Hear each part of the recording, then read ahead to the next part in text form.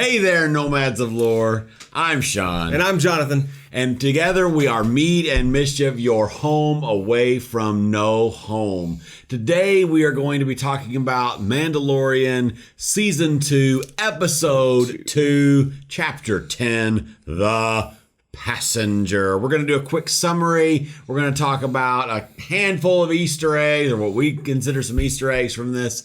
And then we're going to give our final thoughts and maybe a handful of predictions. There wasn't a lot of cool new Boba Fett moments in this one, but we've got a couple ideas that we're going to share with you at the very end. So let's get started. Yeah. All right. So to start off, we'll go through the summary real quick. So we've got a few guys at the beginning. Well, actually, it starts off just the scene of Mando and the baby riding along on the cruiser out in the desert.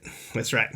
And so they get going, and of course it shows somebody is up to some no good maniacal trapping or something, and and a big bad is about to happen. Yeah. So anyway, these guys make this chain across the way and rip Mando right off of his speeder. Yeah. Speeder goes tumbling, blows up, whatever, you know, and Yoda gets off, or they kind of fall off, and Mando gets up and has to immediately fight these guys.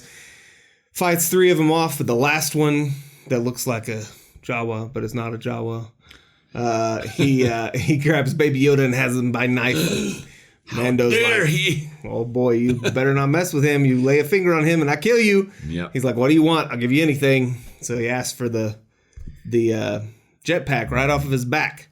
So he gives it to him, and then he gives it to him, and he gives Baby Yoda back, and Mando kind of stands there, and the guy walks off, and then he looks at Baby Yoda and launches the jetpack up in the air, way far up in the air, and the guy falls all the way back down, and then we find out our first occurrence of Baby Yoda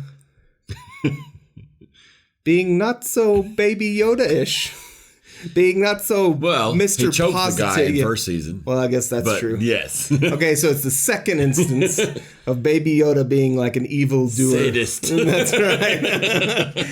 He just starts laughing after he gets killed, after the guy falls. So then what goes on? So now they're stranded, and because their speeders blew up or out of commission, and so he loads the Boba Fett armor, which must be heavy, and Baby Yoda, the child, and he has to walk the rest of the way to the Mos Eisley Cantina. He comes struggling into, not Cantina, but Mos Eisley, the city, and he does go to the cantina, and he meets with Pelimoto and her crazy alien compatriot, and the alien dude, the ant alien dude tells her, apparently, maybe, who knows, she may be making it up, we don't really know, that he's got a lead on a Mandalorian covert. They keep saying covert, I keep thinking culvert, which is clearly not. That wouldn't make any sense. Culvert. The culvert. The culvert. Trickle of Mandalorians down the way. But anyway, so they end up going back to her shop with the droids, and she tells them, okay, here's the good news and the good news. You can go. It doesn't cost you anything except I want some money because I'm me. And other than that, it doesn't cost you anything. You just have to take this person. He's like, okay. And she's like, but you got to go at Sublight. No. And then we meet Frog Lady herself and her jar of babies. And she's got to take them because if they go hyperspace to the estuary moon of Trask, whatever the heck that means, then the babies will die, apparently, because they will. I don't know. It doesn't make any sense, but, plot convenience. And so he loads them up, and they're going to take them, and they get in the ship. He tries to communicate with her, and they head on their way. All right, so they're out in space. He decides he's going to go take a nap, so he gets back out of the cockpit. And Baby Yoda is up to the no good Baby Yoda for the second time in season 2, or the third time overall. And he pops one of the little orange babies in his mouth. That's right. And he's like, no, don't do that. You cannot do that anymore. He tells them to go to bed. So they go to bed, and they awaken to an alarm. When he gets up and he gets into the cockpit, it turns out that there's 2 X-Wings. Yep. fighters on either side of the ship, and they're trying to communicate with him, trying to figure out who he is, what he's up to, if he's up to good or no good or whatever. And he kind of tries to talk his way out of it, but they're not having it. May the force be with you. Yeah. I'm totally fine. It's okay. They're not having it, so they're wanting him to let them board, or I don't actually know what is the. They were going to take him to somewhere else or something. Yeah. So anyway, he's like, nope, I'm taking off. So he starts flying, and he's a really good pilot. He's able to kind of outmaneuver them several different points, but of course they catch up. Plot convenience, I guess. Yeah. And then he finally is able to kind of trick them and slide into home base. Yeah. And into this little cave area that they just pass right by, and then everything seems like, oh, we're fine. Made it. It's gonna be okay. And then the floor falls out from under them. Yep. Literally and figuratively. That's right. And the ship is in not good shape. So what happens after that? So, as Jonathan mentioned, this is an ice planet. We don't know. They don't really say where this is. Ice planet, ice moon, whatever. Mm-hmm. And the frog lady is probably cold-blooded, and so she's clearly very cold. And Mando, of course, being the kind-hearted, tough guy that he is, it's like, okay, let me get you some blankets, and we're going to fix you up, and it's going to be okay. We'll make it work. I'll repair the ship, and we'll get out of here. We'll make it happen. And so he kind of leaves Baby Yoda to watch Frog Lady or not or whatever. I don't know. He's going to repair the ship, basically. And he goes and realizes, oh, Baby Yoda's wandered off. Oh, no. And he goes find Baby Yoda and realizes, oh, no, Frog Lady's wandered off. And they go into a merry jaunt down the ice caves. And he walks on. Everybody's kind of thinking, what in the world is happening right now? And they discover, oh, look, there's naked Frog Lady in the hot tub, and surrounded by her egg babies. And Mando has to say, no, don't eat those again, right in front of his mother. I thought for a minute he was going to eat one in front of his mother. I was like, oh no, this is terrible. But anyway, so he tells him, no, you can't eat that. And apparently Baby Yoda is very starving right now. He must not be feeding him very episode, well. I think he's not. Yeah, he's a growing teenager Yoda at this point, a 50-year-old teenager. That's right. And so he kind of is looking around and he sees these things like, oh, what is this? I'm going to go curious myself over here because I'm so cute. Oh, look at me. Genocidal maniac wandering off into the thing. Oh, look, what is this thing? And he kind of starts feeling the egg and he's like, oh my gosh, what is this thing? And he's like, oh my, I smell food. He starts ripping open the egg and all of us sitting there in the theater, all of us adult type people are thinking, alien, eggs, chest burster, eggs everywhere, all around. And sure enough, he takes the little disgusting looking thing out of the egg and eats it because Baby Yoda apparently is a carnivorous genocidal maniac. And who'd have thunk it? He's so cute. Cutest Hitler ever. But too far? I don't know. Too soon? We'll see. Too soon? But anyway, we're all like, oh, dang it. That's title of this video. Is Baby Yoda Hitler? Definitely. There you go. Look at that. We got a title. We've been trying to come up with one for this one. And so we know that bad things are going to happen. And sure enough, this is definitely arachnophobia trigger warning episode. If you haven't seen it yet, like hardcore. And so all these little skittering spiders come out and we're like, oh, dang it. But, it's not that bad. And then they start getting bigger and bigger. And then Big Papa comes out. And then he roars twice. And then they're like, get out of here. It takes twice before they run. And so bad, scary things jump out. Yes. And then what? So they run through the caves. They have kind of little fights as they're running. Well, Mando has fights. He's turning around and blasting them and trying to stop them and uses his flame at one point during the caves for a little bit and keeps running and ends up keeping them from getting him. They finally get back to the ship. He gets inside. They get inside the cockpit and they're trying to shut the door and spiders are trying to get in. And so he uses his flamethrower again, kills all of them, shuts the door. They think, okay, we're safe. And then, no. Big spider that they thought they killed, or maybe a different big spider, whatever. We don't know, comes and it starts to try to break through the cockpit and get to them. Kind of does break through and the cockpit, you hear kind of some breaking of glass, but he you don't definitely really breaks see. something. Yeah, he does, because then he has to repair it anyway. Yeah. Breaks through the cockpit and it's trying to get him, trying to eat him, and the nice little rebel X-wing guys come back and save the day just in the nick of time. And so he gets out of the ship and he talks to them. And they're like, "Well, we know you're actually a good guy. You did all these bad things, and we know about your past, but we also know that you're a good guy and you did all these good things. So because of that, we're not going to take you in, but we're not going to help you. So bye. Peace out." So they leave, and he's stuck, kind of welding the cockpit back together so they can get back out into space and leave.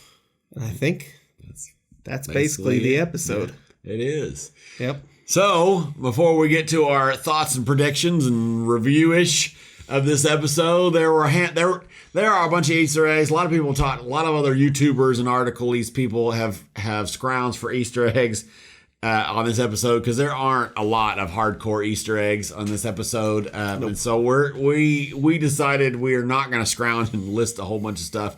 We decided Huttese is not actually an Easter egg among some other things that people are digging to try to get lists, but we're going to list 3 things. The first thing we're going to list is this episode was directed by Peyton Reed. If you're like, who in the world is that? You'd be in good company, because I thought the same thing when I saw this and read some about it. Peyton Reed, in case you, like me, didn't know, was the director of Ant-Man movies. Ant-Man 1, Ant-Man 2. I think he's actually slated to direct Ant-Man 3 whenever the heck that's going to come out. And so, if you'll remember, back in Mos Eisley Cantina, what's-her-face? Pelimoto is playing Sabacc with Dr. Mandible, a giant ant alien. Very reminiscent of the life-size ant thing. Yeah, so that's quite a fun thing. So. All right, yeah. So number 2, Dave Filoni, our beloved Dave Filoni, has a cameo in this episode. Yes, he is one of the 2 Rebel fighter pilots. And his call sign, I guess it would be, is Trapper Wolf. So that's pretty awesome. It is very awesome. Back to his wolves and rebels and stuff. Yeah, his what are they called? The Loth Wolves. Loth Wolf. Yep, from Which Lothal. Super cool. They are cool. It'd be really cool if they went to Lothal. That's more predictions and theories. But yeah. So our last thing we want to talk about as an Easter egg is the spiders. So lots of people have put out that those spiders are the Krykna or Krykna, or I can't remember. I'd have to watch the episode of Rebels to remember how they pronounce it. But Krykna sounds good to me. Now, the senior content and asset specialist, Phil Zolstok, I'm probably butchering his name. Sorry, Phil. For LucasArts, actually said in a tweet that no, they are in fact not the Krykna. That is false. They are a new species, but they are both inspired by the same original artwork, because that character design was actually originally created by the original artist, the original concept artist for Empire Strikes Back, Ralph McQuarrie. I don't know. Sorry, Ralph. Probably butchering your name too. Who did if you've not seen, so I've seen some other of his concept art from back in the day. It's pretty amazing stuff. Yeah. And so he originally designed that character to be a giant spider that Luke has to fight on Dagobah. Obviously, that never happened, but that character design inspired the Krykna and these new alien species. So whether they're the same or not, they're cool spiders that have their design way, way back to the roots of Star Wars. So those are our Easter eggs that we wanted to mention as we went on. What was your favorite part, or a favorite part of this episode? All right, so probably my favorite part would just have to be all the comedic scenes. I'm a twisted person, I guess. The comedic scenes with Baby Yoda eating all the eggs, and I guess all the eggs, all the spider scenes, the alien scene with all the eggs. There was a lot of cool kind of elements that definitely made you think aliens, alien resurrection, all of that like kind the of film, stuff. horror film, yes. horror sci-fi films. Yes, back in the day. And so those would probably be. I don't know. This episode was really good. We'll talk about this a little later. It was not my favorite, but it was good. Sure. It's hard definitely to say what my favorite would be. What is your favorite scene? So I after watching this episode, I had a hard time saying a favorite scene. I think since you talked about the Baby Yoda comedy and egg things, I think I really did like the opening scene a lot with the trap and then him fighting and the jetpack thing. You know, when the guys were setting up the tripwire thing and whatever, for some reason my brain kept going to the scene in that movie Red with Bruce Willis when Bruce Willis is being chased by the young guy. I can't think what the actor's name is, but the young agent, and he's chasing him down and he gets out of the car and he steps out and Bruce Willis, while the car is spinning around, steps out and the car just barely misses him and he starts shooting. I kept seeing something like that. Mando doing something super cool time, that, which he didn't, he definitely had it wasn't that cool when it actually happened, but that's what I was picturing was about to happen. I mean, it was cool, and he definitely kicked their butts. And if it hadn't been for Baby Yoda, he would have really, really kicked their butts. But then it was the whole jetpack scene was really hilarious, which I didn't see coming. I thought, I kept going back and forth in my mind. At first I was like, he's gonna walk off with that? He's gonna do something. He's got something, and then he gives it to him. Like, oh my gosh, he's gonna actually give him his jetpack. Like, what is going on? And then he did that. Which is he going to shoot him as he walks off? Right. That's what I was thinking. Yeah. That's because that would have been as easy as anything. Yeah. And then he did the jetpack thing, which was hilarious. And then Yoda's little snigger at the end. It's like, I know, hilarious. So that was quite a funny scene. Yes. And so I liked that a lot. So what did we not like about this episode? Well, it seems, and we've been racking our brains. Really, we've spent a lot of time, way too much time, trying to come up with this episode and what content we wanted to give you guys, because we wanted to give you something new. Right. Like some kind of hope that there's something you missed this little thing that's going to be exactly an amazing thing. But there's really not a lot. This seems to be on the surface a filler episode. And there's definitely a possibility that it's not, and that the lady with the frog lady or the eggs or something is really important. If the eggs are really important, then it really makes Baby Yoda look bad. I'm just saying. But there might be some importance there that we don't know about, in the future. I guess there could be some importance of the ice planet. I don't know, or the rebels that he saw. Could be. But it just seemed to kind of be I at least thought that we would have already made it to the planet that he was headed for, the moon, the estuary moon, before the end of that episode. Probably right at the end is when I was thinking that he was going to get there. But that didn't even happen. It was a very short episode. So one thing that I do think is important in this episode that actually is this is how we do. This is how we roll. This is how I roll, especially. One thing that is probably extremely important in this episode is that clearly, because of what that whole interchange, is that a word? Between Filione's character, what was it? The Thunderbird Wolf something. What's his name? Trapper Wolf. Trapper Wolf and Mando. Clearly, the New Republic knows about Mando, at least somewhat, or his ship is attached to his deeds, and so that might factor in. We might get at some point. We might get some more. We might get Mon Mothma in the show. We might get Leia in the show. We might get Luke in the show at some point. I mean, so who knows? That could be important. That there is some awareness there of his deeds and exploits for sure. It's very good. Yeah. So it definitely on the outside it appears to be, or appeared to be, a filler episode. Yeah, it's like the Great Divide from Avatar: The Last Airbender. We hope not. But it was a good one, and it was shot amazingly well and enjoyable. There was a really cool scene that Shawn, while we were watching it, was like, "Oh, that was awesome," and it was kind of there. We were it was right before the big spider was about to crush the ship. There was a scene where Mando is outside the ship about to head inside, and you kind of see this spider wrap around the side of the ship, and you're real close to the edge of the ship, and so it's out of focus, and it's beautifully shot. Shotting. Yeah. Words exist, I'm sure. But anyway, so, but with all that said, we do have a few things that we want to talk about that next episode. that we're predicting for the next episode. So you want to start that? So our number one prediction, which is an obvious thing, is they're going to make it to Trask. I mean, at this point, if they don't next episode, then oh my gosh, what is even happening right now?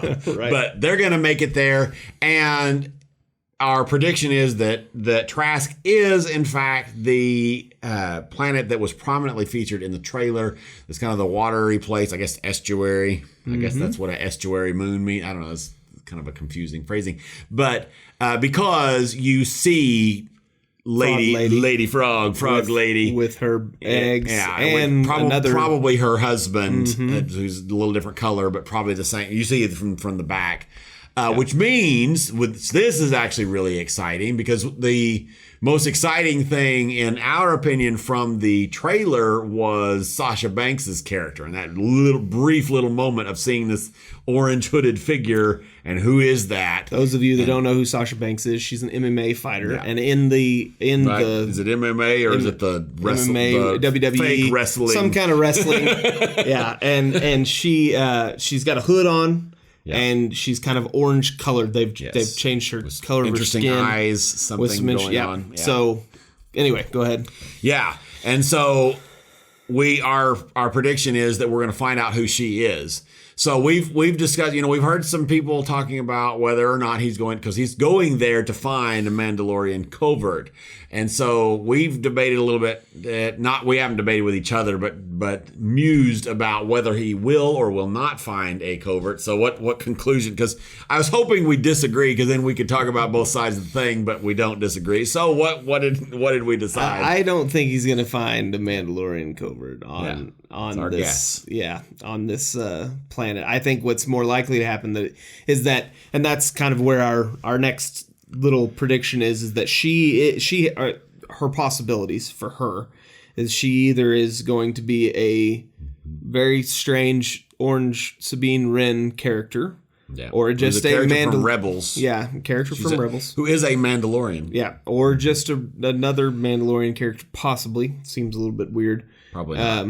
Probably not. Then a good Force user, light side Force user. Which I don't think is going to be happening. Yeah. But we'll see. A dark side Force user, an Inquisitor, which is also a dark side Force user, but it is more specific character from Rebels. And because of other things, there's been so much that's been pulled from Rebels that we could just see it going that way. Plus, we're thinking that we're going to see a female Togruta, hopefully, in one of these episodes coming up. And so, hopefully, anyway, I would love to see Sabine Wren. I would love to see a lot of the characters from that show. It'd be awesome. Well, and if we pretty much are for sure going to have Ahsoka in this season at some point. There's been some theory that Sasha Banks is Ahsoka. That doesn't seem likely based on just on the shot, on the presumed actress. Where it's probably going to be Rosario Dawson, and the shot you don't see any. Yeah, what do they call that? Montrol. We did a whole video about him. And Leku. And so it's, if we do get Ahsoka, which we almost certainly will, she's going to be really, really powerful, because she is. I mean, she's an extremely powerful. She's an amazing lightsaber duelist. She is very strong in the Force, especially by this point. And she's just going to be, she'll be able to mop the floor with most people. And so that's why strong prediction is that if Sasha Banks' character is a Force user, she's almost definitely a dark side user of some sort, because they're going to need a combination of people to be able to keep Ahsoka from being too powerful. You know, basically it's kind of like in Marvel Endgame where they didn't have Captain Marvel's character come in till like the very end because she's too powerful and would have just wrecked it. Same idea with Ahsoka. Yeah.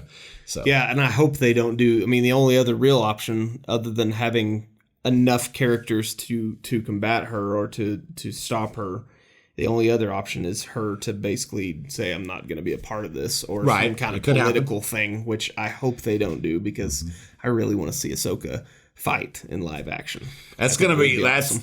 When they do that, we're getting to, we need to make a whole nother video on this, but that's going to be very hard to do because of her fighting style. It's extremely acrobatic, and so I'm excited and nervous about that, but so we'll see what happens. So those are our main predictions.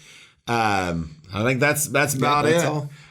Make sure we forgot to tell you earlier again, I have it as a note, but I missed it. It's a different color. Sorry. Make sure you like, comment, subscribe, dislike if you choose. That's right. And make sure you let us know in the comments what your thoughts on episode 2 were and your predictions for the future. Thank you guys for watching. We'll see you later.